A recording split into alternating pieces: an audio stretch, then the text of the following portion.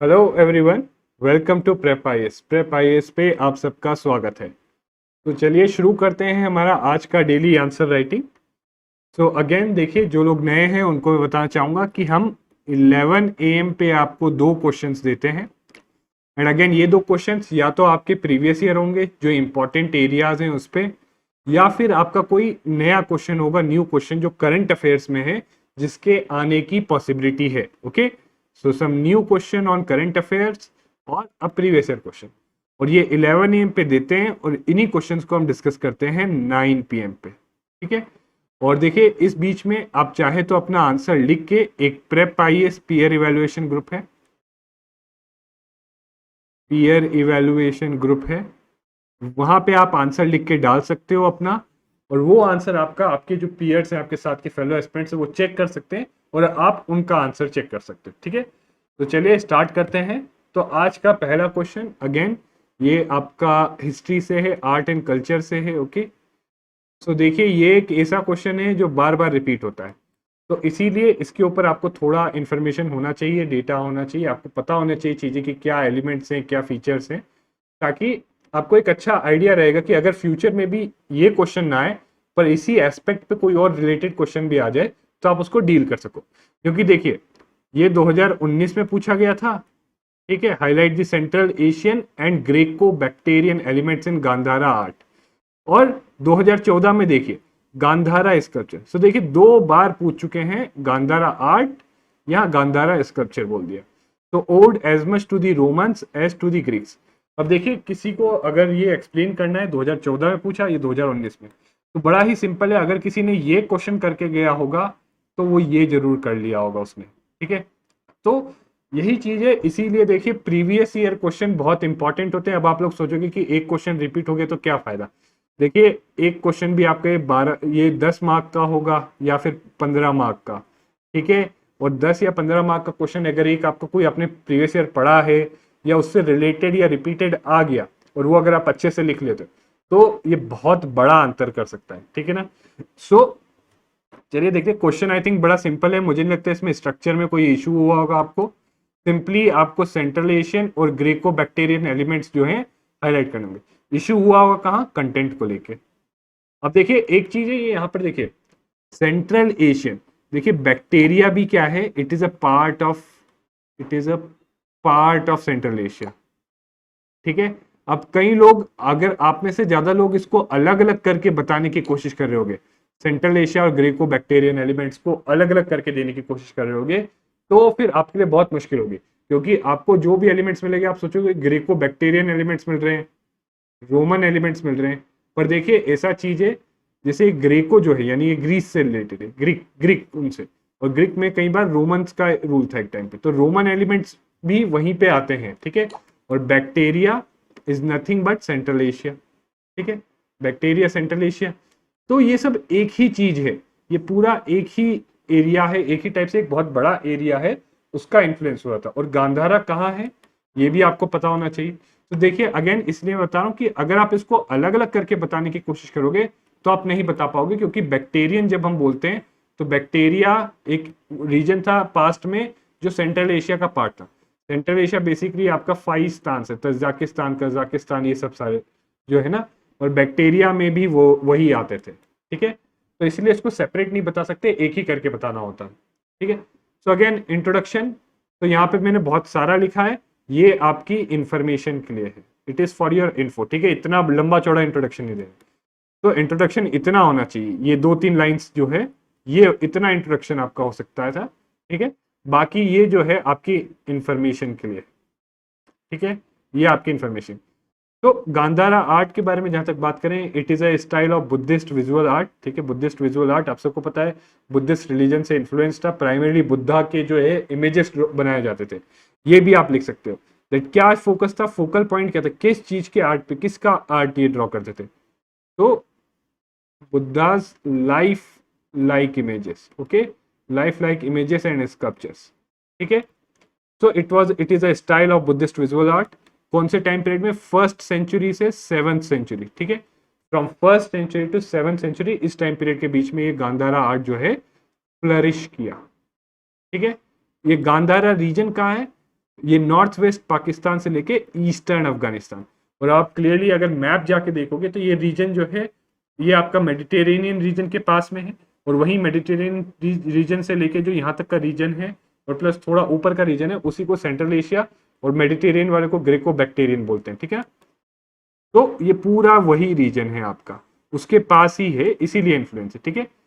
तो it flourish during the Kushan dynasty, ये भी आप अपने इंट्रोडक्शन में, तो ये तीन या ये 4 पॉइंट जो है आप कि कौन सा रीजन, नॉर्थ वेस्ट पाकिस्तान और ईस्टर्न अफगानिस्तान, ठीक है। ये जो 3 या 4 पॉइंट है ये आप अपने उसमें क्लियरली शुरुआत में ही मेंशन कर सकते हो 2 लाइन के अंदर, ठीक है। तो इंट्रोडक्शन हो गया आपका। एक और चीज ध्यान रखना, वो 10 मार्कर था, तो उसमें ज्यादा लंबा चौड़ा आंसर नहीं लिखना है, छोटा सा इंट्रोडक्शन लिख के क्लियरली जो आपके इंपॉर्टेंट जो एलिमेंट्स हैं जो सेंट्रल एशिया और ग्रेको रोमन जगह से लिए गए हैं उसको हाईलाइट करना है, ठीक है। नाउ जहां तक गांधा, अब जो एडिशनल इन्फॉर्मेशन ये आपको है, देखिए कैसे इस पे अलग अलग इन्फ्लुएंसेस है। देखिए पर्शियंस यानी ईरान जो है उस एरिया से डेरियस 1 6th सेंचुरी से वहां पे रूल किया, ठीक है, इस रीजन में, ठीक है। ग्रीक्स के अंडर था ये, अलेक्जेंडर द ग्रेट के अंदर, ये ग्रीक्स के अंदर आया, ठीक है। इंडियन मौर्यंस के अंदर आया, राइट, हु इंट्रोड्यूस बुद्धिज्म, ठीक है। सब्सिक्वेंट उसके बाद भी इन्वेडर्स आए, Greco Bactrians from Afghanistan, Scythians from central Asia and Parthians from Iran. तो आई होप आपको क्लियर होगा कि अलग अलग जगह से लोग आके इस रीजन में इन्वेड किए या फिर यहाँ पे जो है रहे, तो इसीलिए जो है ये जो रीजन है गांधारा का, और इसलिए यहाँ पे जो आर्ट था गांधार आर्ट, उसमें इतने सारे अलग अलग इन्फ्लुएंस है, और पर्टिकुलरली सेंट्रल एशिया का, ग्रेको बैक्टेरियंस का, ग्रीक का क्यों है इधर इन्फ्लुएंस, ठीक है। अब ये तो इंट्रोडक्शन। अब देखिए मेन बॉडी बहुत सिंपल और स्ट्रेट फॉरवर्ड होना पड़ेगा आपको यहाँ पे, ठीक है, ज्यादा लंबा चौड़ा नहीं लिख सकते, 10 मार्कर है, ठीक है। मॉडल आंसर में बहुत सारे आपको दे रखे हैं, बट अगेन वो सारे भी याद करने की जरूरत है, जो मेजर है वही याद करके रखें। तो की एलिमेंट्स क्या है, रोमन टोगा, तो जो जो बुद्धा के अराउंड जो ड्रेपरी थी, जो ड्रेपरी मतलब जो क्लॉथ था बुद्धा के बॉडी के अराउंड इन इमेजेस में, ये जो स्कल्पचर्स बनाए थे गांधार आर्ट में, बुद्धा की बॉडी के अराउंड जो क्लॉथ था वो रोमन टोगा, तो रोमन एक रोमन क्लॉथ है, रोमन कवरिंग है, उसकी तरह है। आप चाहे तो इसको गूगल करके देख सकते हो। फिर हेलेनिस्टिक मतलब faces were like Greek God, तो ये ग्रेको इन्फ्लुएंस, ठीक है। ग्रेको बैक्टीरियन में ग्रेको पार्ट ये है कि जो बुद्धा का फेस था वो ग्रीक गॉड्स की तरह था, और बॉडी भी जो थी स्कल्पचर्स में वो मस्कुलर बनाई गई थी, जहां वेल डिफाइंड मसल्स बनाई गई थी। So it was like Apollo, like Greek gods like Apollo, उनकी तरह, right. Now next important feature was curly hair, ठीक है। कर्ली हेयर अगेन ये ईरानियन, और इसको ऑल्सो कह सकते हैं रोमन भी कह सकते हैं, ठीक है। रोमन ईरानियन दोनों केस में जो है कर्ली हेयर जो है, तो बुद्धा की भी जो स्कल्पचर्स थे अगर आप गूगल करके देखोगे तो गांधारा आर्ट की जो स्कल्पचर्स थे उसमें जो बुद्धा के हेयर्स थे वो कर्ली टाइप थे। तो ये अगेन एक ऐसा एलिमेंट है जो सेंट्रल एशियन या ग्रीको रोमन हो गया, ग्रीको बैक्टीरियन हो गया। बाकी और जो ग्रीक इन्फ्लुएंसेस दूसरे देख सकते हैं वो इन टर्म्स ऑफ क्लॉथ्स, जो मैं पहले बता चुका हूँ, हेयर, डेकोरेशंस एंड ऑर्नामेंट्स। तो डेकोरेशंस एंड ऑर्नामेंट्स भी एक ऐसा था जो सिमिलर टू ग्रीक्स था, ठीक है। इसके अलावा फायर अल्टार्स एंड फ्लेम हैलो, तो ये एक इंपॉर्टेंट चीज है, ये भी डिराइव फ्रॉम इरानियन आइकोनोग्राफीज।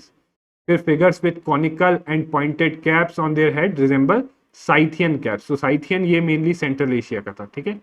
अगेन देखिए सेंट्रल एशिया के एलिमेंट्स ढूंढना बहुत मुश्किल है इसमें, सो मोर और लेस पूरे रीजन का आप रिलेटेड जो ग्रेको बैक्टीरियन एलिमेंट्स है उनको भी सेंट्रल एशियन कह सकते हैं, क्योंकि बैक्टीरिया जो रीजन था आपका वो पार्ट था सेंट्रल एशिया, ठीक है। अल्टीमेटली कंक्लूजन में कुछ आप ऐसा ही जनरल कंक्लूजन दे सकते हो कि Gandhara craftsmen made a lasting contribution to Buddhist art in the composition of events of Buddha's life into the set scenes. तो इस टाइप का कोई भी एक जनरल कंक्लूजन दे सकते हो। हालांकि देखिए ऐसा भी कर सकते हो कि कंक्लूजन ना दो, राइट, क्योंकि ये सिंपल क्वेश्चन है कि आपको सिंपली हाईलाइट करना है, ओके।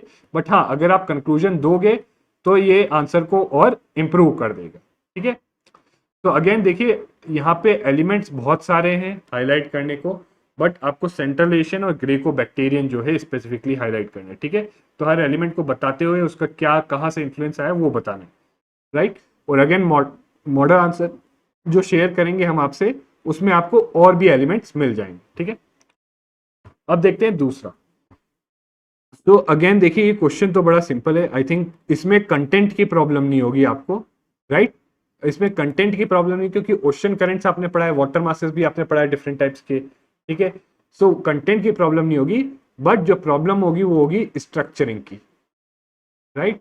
स्ट्रक्चरिंग की प्रॉब्लम कि कैसे स्ट्रक्चर है, कि कैसे, क्या पहले ओशन करेंट्स और वाटर मासेस का अलग अलग इम्पैक्ट बताएं या एक साथ टेबल में बताएं, फिर मेरीन लाइफ और कोस्टल इन्वायरमेंट भी है तो दोनों पे अलग अलग बताएं या एक साथ बताएं, और एग्जाम्पल कैसे दें, एक हर एक का एक एक करके दें या एक साथ दें।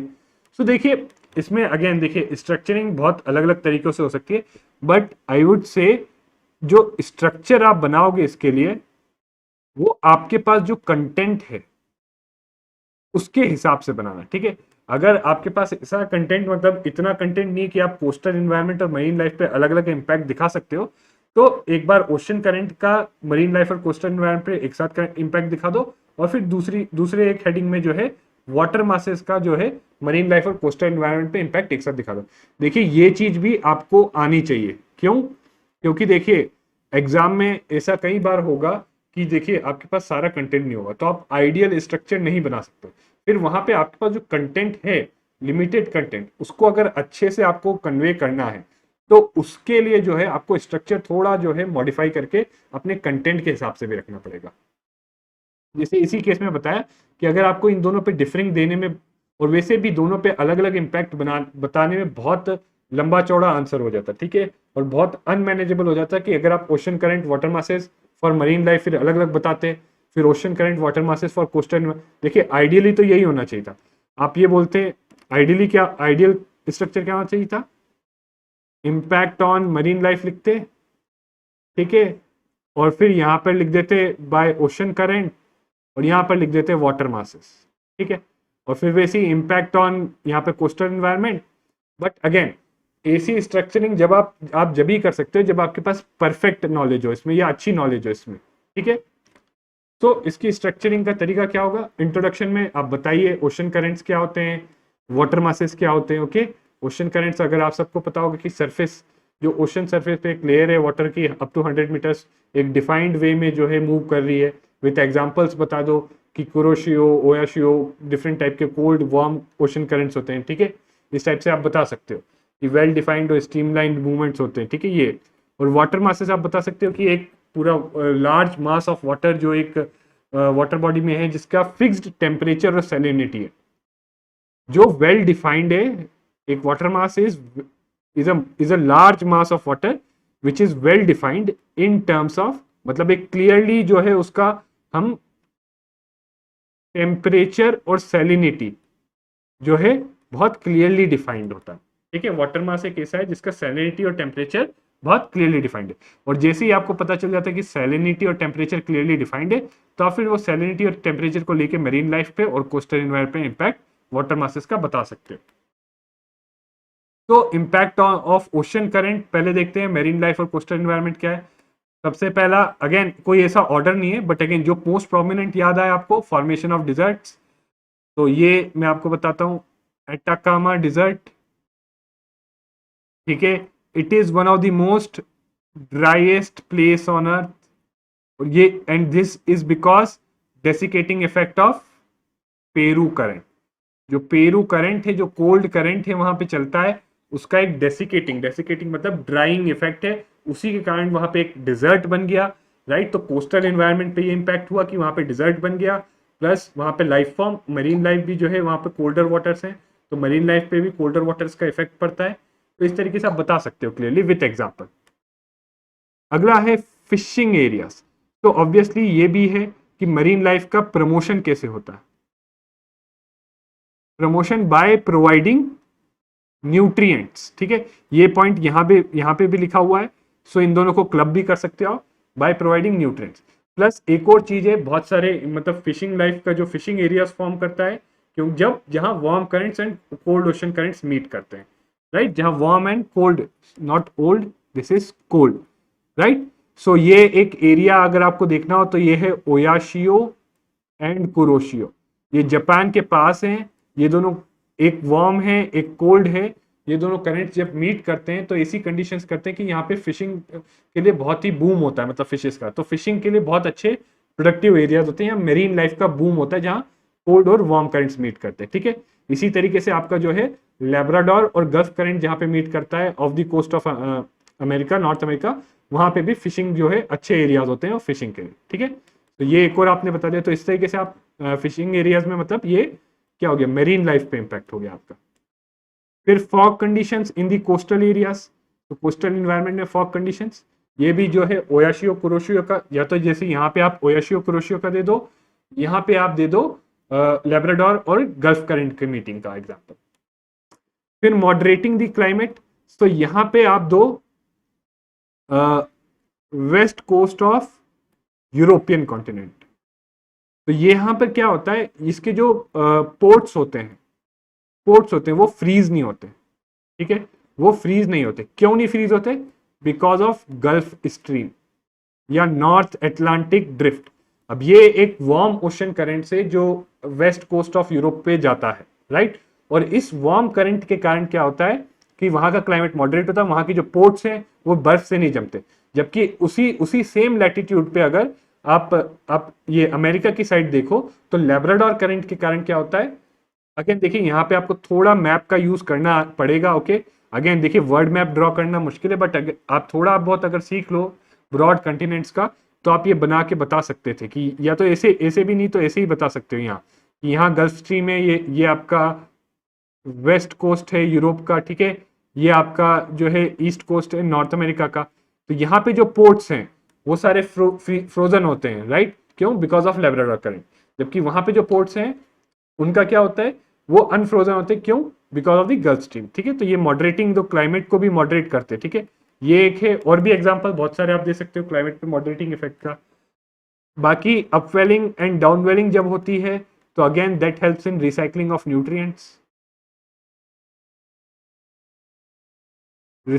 न्यूट्रिएंट्स, तो वो जो है मेरीन लाइफ पे इंपैक्ट करता है, ठीक है। जैसे आप यहाँ पे एल नीनो का एग्जांपल दे सकते थे, एल नीनो एग्जांपल, ओके। कि जब वो होता है तो जब वो वार्म करंट कोल्ड करंट से रिप्लेस हो जाता है, तो आप जानते हो जैसे ही एल नीनो होता है तो पेरू में फिशिंग क्या होती है, एडवर्सली इफेक्ट हो जाती है, ठीक है। बाकी कोरल रीफ्स पे इंपैक्ट होता है कि जो वार्म वाटर टेम्परेचर है कई बार नेगेटिव इफेक्ट करता है, so and it could lead to coral bleaching, okay. ये भी एग्जांपल्स हुए हैं पास्ट में, okay. So it could also lead to coral bleaching. बाकी लास्टली जो पॉइंट ऑलरेडी बता रखा है आपको कि distributing agents of nutrients, oxygen and other elements necessary for existence and survival of fishes and zooplanktons, ठीक है। अब आ जाओ अगला, impact of water masses on marine life and coastal environment. So ये भी एक अगली चीज है कि वाटर मास का, तो वाटर मास ऑलरेडी आप डिफाइन कर चुके हो दैट ये बहुत large areas of water bodies हैं, या वाटर है, लार्ज एरिया ऑफ वाटर है जो वेल डिफाइंड है इन टर्म्स ऑफ, किसके टर्म्स में, टेम्परेचर और सैलिनिटी। कि मतलब ये इतने बड़ी वाटर, जो एक बहुत बड़ा लार्ज वाटर एरिया है जिसका टेम्परेचर और सैलिनिटी एक ही है, कांस्टेंट है, यूनिफॉर्म है, ठीक है, तो उसका इंपैक्ट ऑब्वियसली होता है। तो इसका एक एग्जांपल तो मेरे को जो याद आ रहा है वो है सरगासो सी का। तो ये सरगासो सी अगेन बनती ओशन करंट के कारण है, बट ये वाटर बॉडी का जो है एक यूनिफॉर्म वाटर मास है, इसलिए यहाँ पे स्टेगनेंट वाटर मास है, इसलिए यहाँ पे एक सरगासो वीड ग्रो करती है, राइट। तो मेरीन लाइफ पे सरगासो वीड ग्रो करती है और इसीलिए इसको सरगासो सी बोलते हैं, ठीक है। और बाकी ऑल्सो जो एक्वाटिक लिविंग ऑर्गेनिजम्स हैं उनके लिए ये जो है डिक्रीज होते हैं कि एक कोई फिक्स वाटर बॉडी है, कोई स्टेगनेंट वाटर है, वहां पे एक्वाटिक लिविंग ऑर्गेनिजम्स डिक्रीज होते हैं। क्यों? क्योंकि वहां पे न्यूट्रिएंट रिसाइकलिंग नहीं होता। जो ओशन करेंट्स न्यूट्रिएंट रिसाइकलिंग करते हैं वो वहां पे नहीं होता, इसलिए वहां पे एक्वाटिक लाइफ डिक्रीज होती है। It also increases growth rate of algae, तो रेड टाइड्स और एल्गल ब्लूम्स, ऑब्वियसली एक फिक्स्ड वाटर बॉडी, क्योंकि अदरवाइज देखिए अगर कंडीशन स्टैग्नेंट होगी तभी एल्गल ब्लूम होते हैं। अगर ओशन करंट आएगा तो वो एल्गे को ट्रांसपोर्ट करता रहेगा इधर से उधर, तो एल्गल ब्लूम्स नहीं होंगे। बट अगर स्टैग्नेंट है एक जगह तो एल्गल ब्लूम्स होते हैं, राइट। और एल्गल ब्लूम्स आप सबको पता है it adversely affects the productivity of marine life, right. And water, ये आप बेसिकली आपको इसको थोड़ा हाईलाइट करके बताना पड़ेगा डिटेल में कि कैसे एल्गल ब्लूम होता है, कैसे वो एल्गे मरते हैं और फिर वो जो है बायोलॉजिकल ऑक्सीजन डिमांड ज़्यादा ले लेते हैं, नीचे जो है वो जो है उनके कारण जो है वाटर में टॉक्सिक भी कई बार वो टॉक्सिक केमिकल्स भी रिलीज करते हैं जिससे मरीन लाइफ पे एडवर्स इफेक्ट होता है। Now water masses also affect the local weather conditions, right? So किसी एरिया के पास वार्म वाटर मास है तो वहाँ पे वार्म कंडीशंस हो जाती हैं, कोल्ड वाटर मास है तो cold, right? Formation of cyclones, क्यों? क्योंकि साइक्लोन्स के लिए 27 डिग्री अबाउट टेम्परेचर, सेल्सियस के अबाउट टेम्परेचर चाहिए। तो बे ऑफ बंगाल का एग्जांपल दे सकते हो। एंड अगेन देखिए यहाँ पर लोकल वेदर कंडीशंस में आप इंडियन ओशन में भी जो बे ऑफ बंगाल का भी यहाँ पे भी एग्जांपल दे सकते हो कि कैसे बे ऑफ बंगाल है उसके कारण सीजनल रिवर्सल ऑफ विंड्स होता है, क्योंकि एक टाइम पे ये वाटर बॉडी बहुत वार्म हो जाती है, एक टाइम पे फिर कूल हो जाती है, तो सीजनल रिवर्सल ऑफ विंड होता है। बाकी it also leads to sea and land breeze, right? It also leads to sea and land breeze. तो मोर और लेस देखिए यही कुछ मेजर इम्पैक्ट्स हैं। अगेन और भी बहुत सारे इम्पैक्ट्स हो सकते हैं मेरीन लाइफ और कोस्टल एनवायरनमेंट पे वाटर मासेस के, बट ये जो है मेजर इम्पैक्ट्स हैं, ठीक है?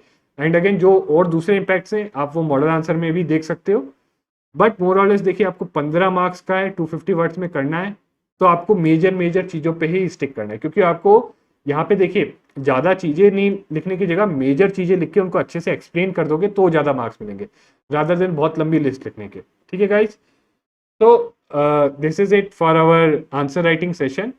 एंड अगेन कोई डाउट है आपको तो प्लीज़ कमेंट्स में पूछिए, and please practice answer writing. देखिए आपको अभी लग रहा है कि इतना इंपॉर्टेंट नहीं है, अभी प्रीलिम्स के लिए कर लें, बट अगेन देखिए आंसर राइटिंग ऐसी स्किल है जो आप डेली आधा एक घंटा दोगे और बहुत आपकी इंप्रूव हो गई, तो अगेन अगर आपके पास मेंस में कंटेंट भी ज़्यादा ना हो but answer writing skill proper हो तो भी आप बहुत अच्छा आंसर लिख सकते हो, ठीक है guys? So thank you very much and see you again next time with another lecture on answer writing.